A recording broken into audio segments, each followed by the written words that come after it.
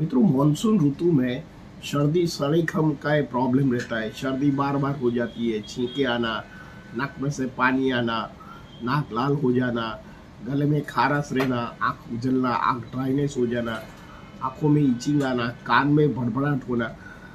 ये सब कुछ जब मानसून में तकलीफ होती है तो आप ये जो मैं 3 दवा का उपयोग बताता हूँ होम्योपैथिक में, इसमें काली बीच है, नेट्रम्यूर है एंड पल्सिटेली का उपयोग जरूर कीजिए। लो मात्रा में लीजिए तो आप मानसून में ये जो आपको सर्दी सरेखम रोग से बचा सकते हैं।